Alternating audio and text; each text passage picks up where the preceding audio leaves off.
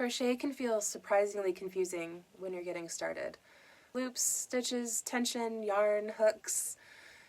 So, in this guide, I've brought together the core foundations of crochet, step by step, to show how crochet fabric actually forms and how to work with it confidently. I'm Samantha from Highland Magic Fibre Arts. I work with Scottish wool from fleece to finished yarn, and I teach crochet through stitch structure and material understanding. In this video, you'll learn the key principles that make every crochet pattern possible. To begin, let's look at what a crochet stitch actually is, because once you understand its structure, everything else becomes much clearer. Today we'll look at the slip knot and the foundation chain, the place where most projects begin.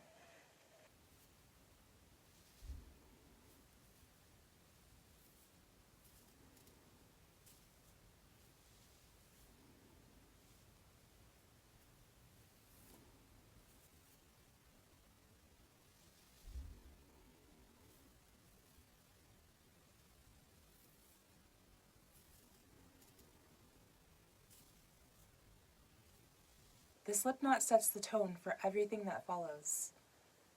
This method keeps the loop adjustable, so yarn can move without resistance. The loop should sit comfortably on the hook, secure but not fixed in place. If it grips, ease it open before continuing.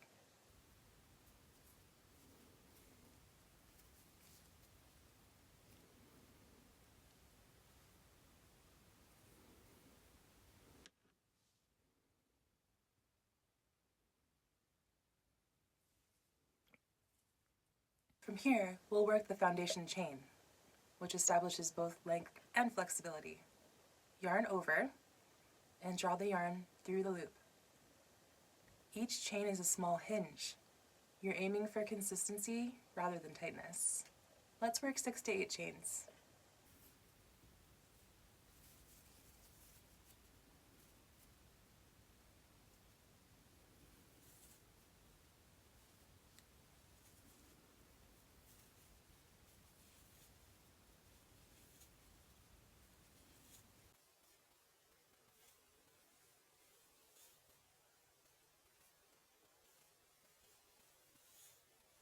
If the hook starts to catch, pause and adjust before moving on. Many projects feel difficult because the foundation chain has very little give.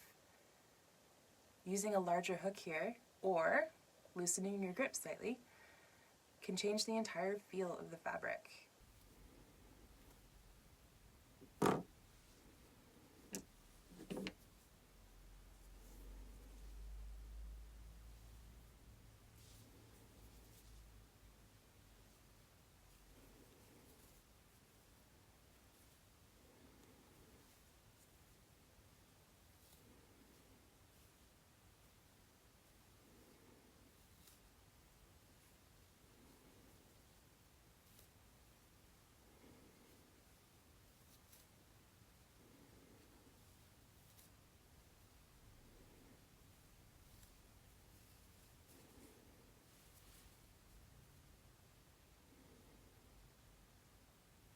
Time spent here pays off later.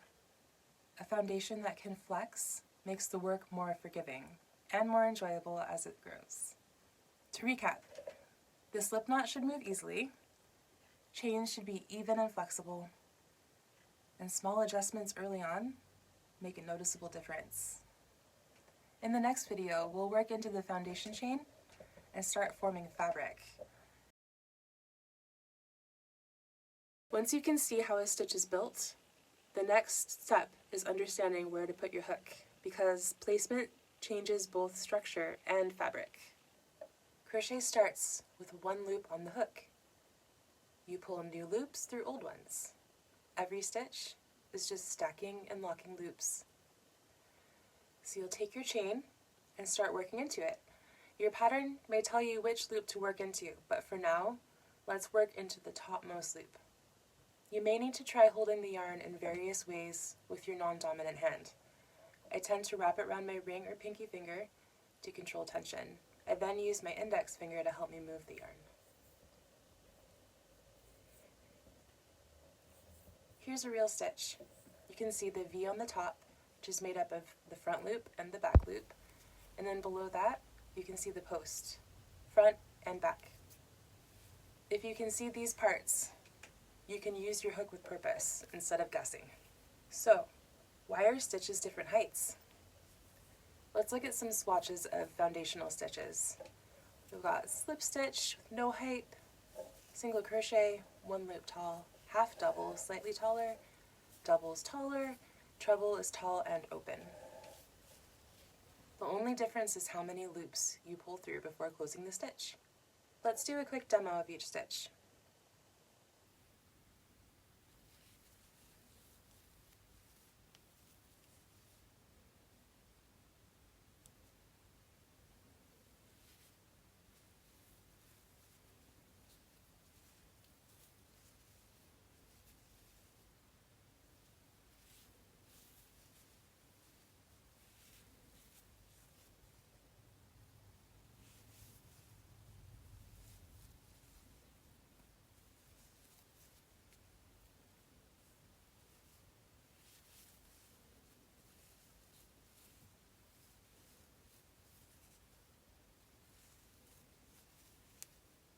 But what about turning chains?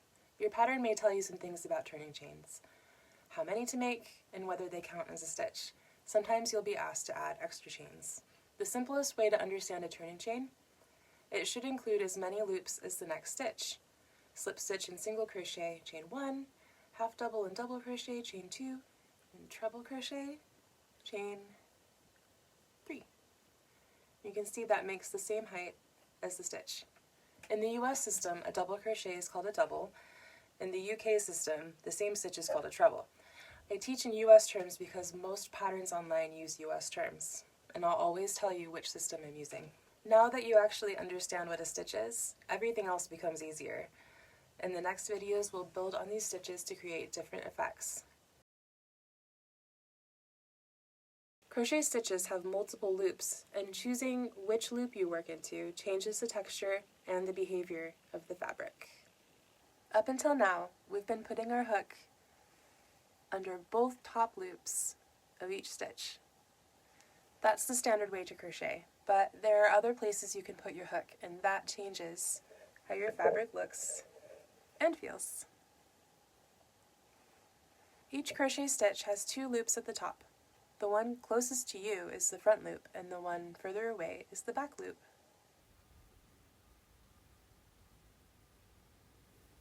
When you crochet under both loops, your fabric looks smooth and even.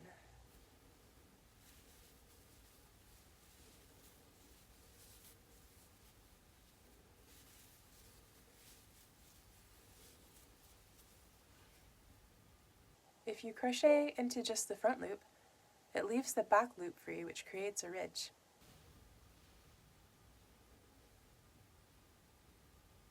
And if you crochet into just the back loop, you get a slightly different ridge and a stretchier fabric.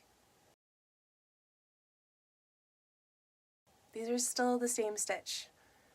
You're just changing where you put your hook. Instead of going into the top of the stitch, you can also work around the post of the stitch, the vertical part underneath. A front post stitch means I bring my hook around the post from the front.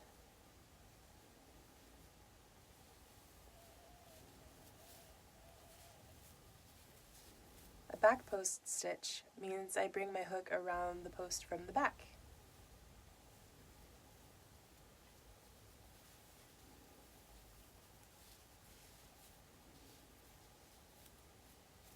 This pushes the stitch forward or backward and creates raised texture, like in ribbing or cables.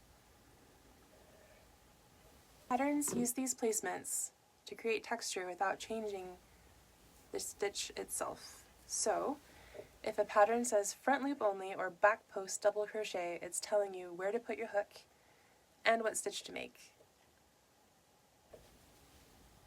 Once you understand loop and post placement, a lot of crochet instructions start to make a lot more sense. These are simple changes, but they give you a lot of control over how your fabric looks. Now that we've looked at stitches and placement, we can see how repeated stitch choices build different types of crochet fabric. Ribbing in crochet isn't one single technique. There are several ways to create it, and each one gives you a different balance of stretch, structure, and thickness.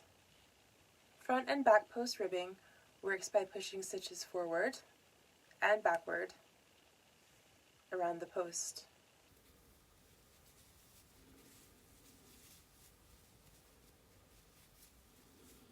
This gives very clear vertical ribs and lots of visual texture.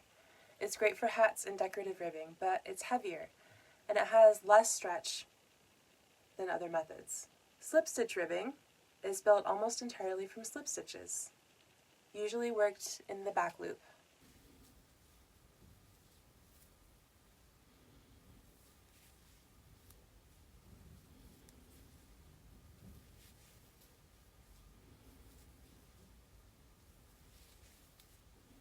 This creates a dense fabric with excellent stretch and recovery. It behaves most like knitted ribbing. The trade-off is that it's slow to work and it uses a lot more time than taller stitches. Single crochet ribbing, usually worked in the back loop, is a middle ground.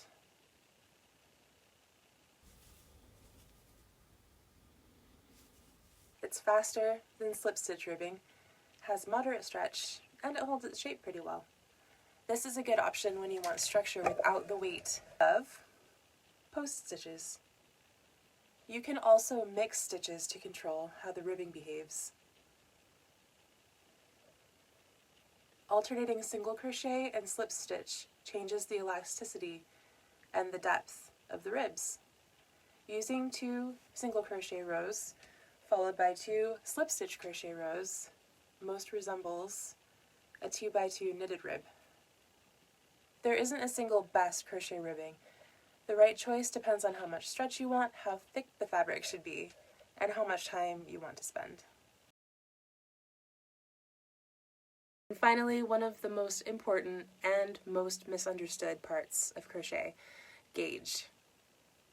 Gauge is what connects stitches, yarn, hook, and tension to the finished size and drape of your fabric.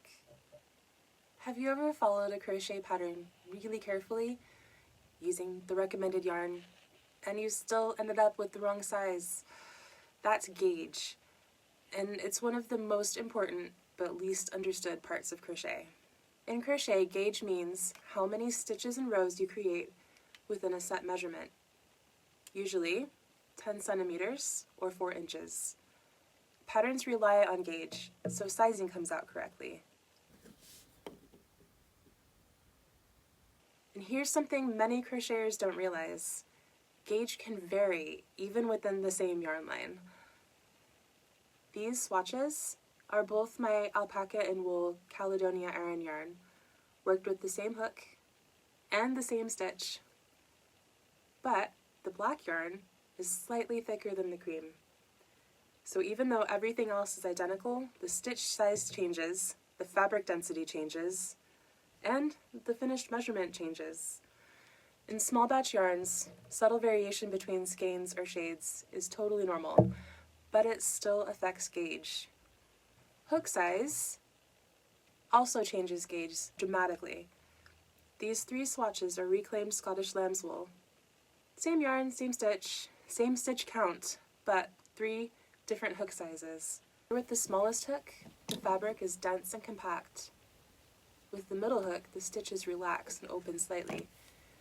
And with the largest hook, the fabric becomes softer, drapier, and larger. So, even with identical yarn and stitches, changing hook sizes changes the finished size.